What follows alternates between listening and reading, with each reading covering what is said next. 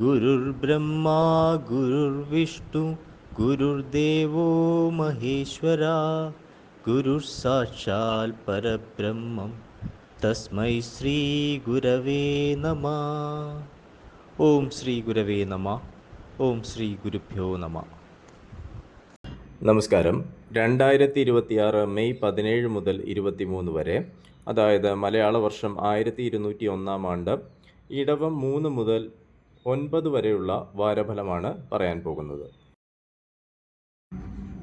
ആദ്യമായി മേടക്കൂറിൻ്റെ ഫലങ്ങളാണ്. അശ്വതി, ഭരണി, കാർത്തികയുടെ ആദ്യപാദം എന്നീ നക്ഷത്രങ്ങളാണ് മേടക്കൂറിലുള്ളത്. ഇവർക്ക് ജന്മത്തിൽ കുജനും ധനസ്ഥാനത്ത് രവിയും ബുധനും സഹോദരസ്ഥാനത്ത് വ്യാഴവും ശുക്രനും വ്യയസ്ഥാനത്ത് ശനിയും സഞ്ചരിക്കുന്ന സമയമാണ്.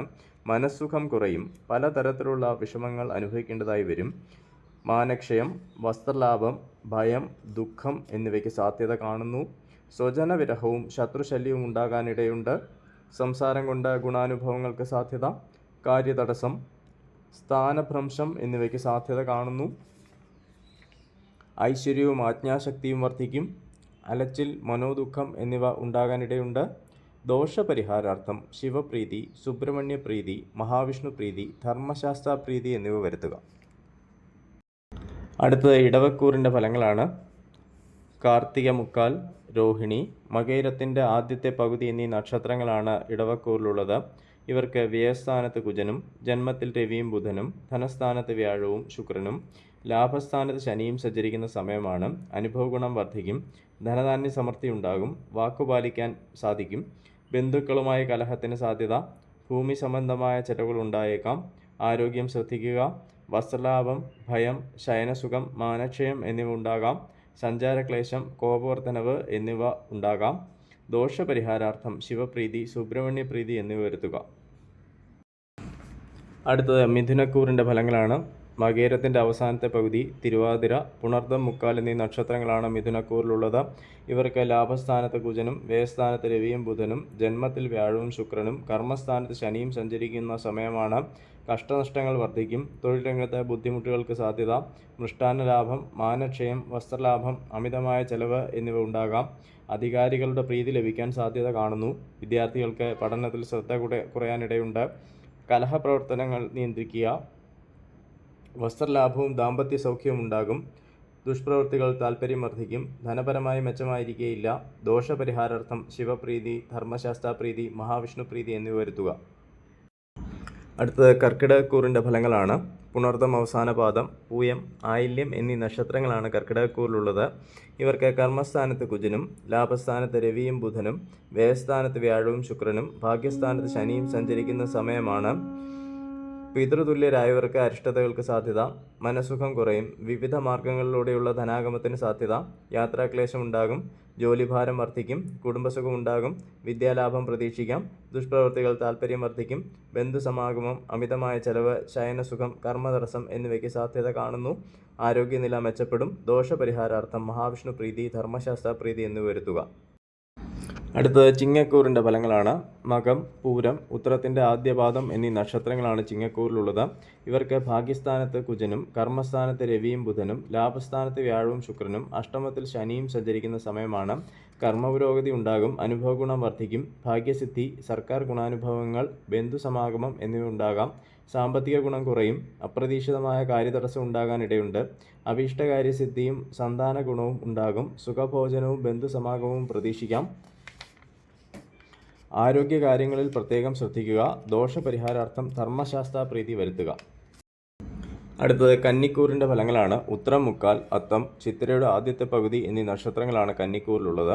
ഇവർക്ക് അഷ്ടമത്തിൽ കുജനും ഭാഗ്യസ്ഥാനത്ത് രവിയും ബുധനും കർമ്മസ്ഥാനത്ത് വ്യാഴവും ശുക്രനും കളത്രസ്ഥാനത്ത് ശനിയും സഞ്ചരിക്കുന്ന സമയമാണ്.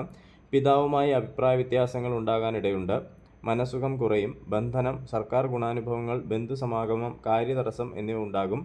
രോഗോപദ്രവങ്ങളും ശത്രുശല്യവും വർദ്ധിക്കും. ഭാഗ്യതടസ്സം, വാതരോഗങ്ങൾ എന്നിവ ഉണ്ടാകാനിടയുണ്ട്. സന്താനഗുണം കുറയും. കർമ്മരംഗത്ത് അസ്വസ്ഥതകൾക്ക് സാധ്യത. ജീവിത പങ്കാളിക്ക് കഷ്ടതകൾ ഉണ്ടാകാനിടയുണ്ട്.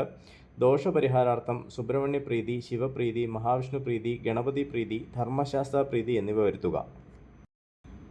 അടുത്തത് തുലാക്കൂറിൻ്റെ ഫലങ്ങളാണ്. ചിത്തിര അവസാനത്തെ പകുതി, ചോതി, വിശാഖം മുക്കാൽ എന്നീ നക്ഷത്രങ്ങളാണ് തുലാക്കൂറിലുള്ളത്.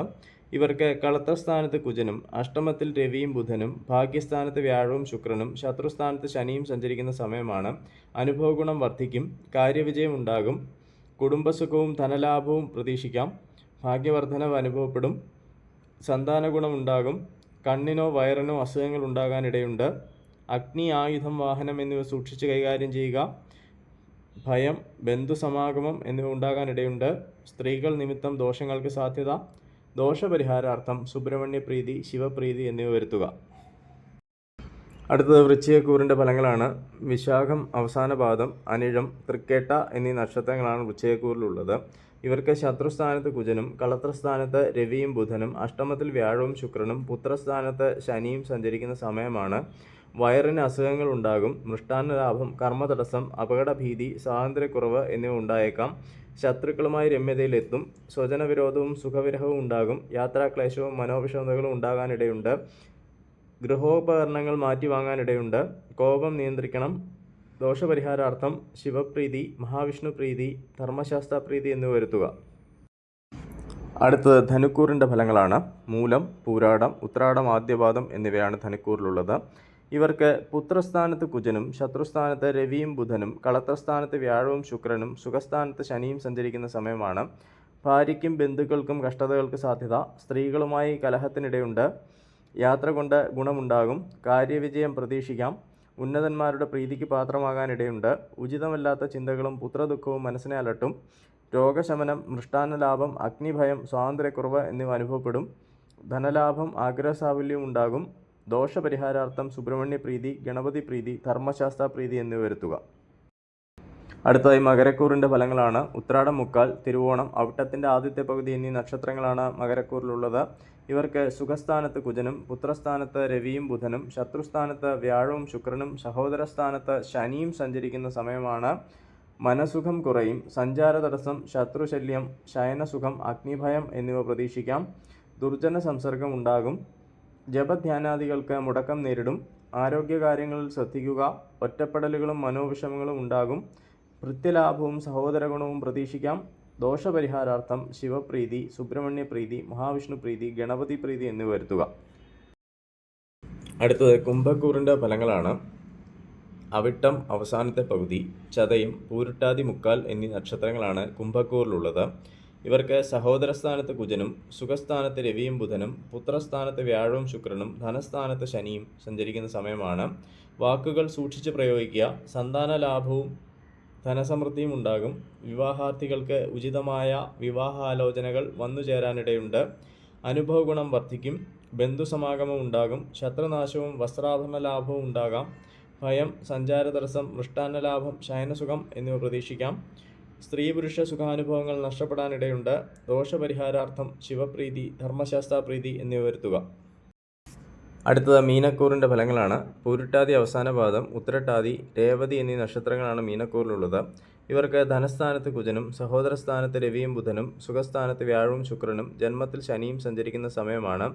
ആരോഗ്യനില തൃപ്തികരമാകും, ജീവിത പ്രശ്നങ്ങൾക്ക് താൽക്കാലികമായ ആശ്വാസമുണ്ടാകും, വസ്ത്രലാഭം, ഭയം, ദുഃഖം എന്നിവ പ്രതീക്ഷിക്കാം, ഭാഗ്യക്കുറവും ധനനഷ്ടവും അനുഭവപ്പെടാം, ബന്ധുസമാഗമവും യാത്രാഗുണവും ഉണ്ടാകും, നാൽക്കാലികളിൽ നിന്ന് ഭയം ഉണ്ടാകാനിടയുണ്ട്, വാഹന ശയനസുഖം പ്രതീക്ഷിക്കാം, അടുത്ത ബന്ധുക്കളുടെ വിയോഗം ഉണ്ടാകാനിടയുണ്ട്, ദോഷപരിഹാരാർത്ഥം സുബ്രഹ്മണ്യ പ്രീതി, മഹാവിഷ്ണു പ്രീതി, ധർമ്മശാസ്ത്ര പ്രീതി എന്നിവ വരുത്തുക.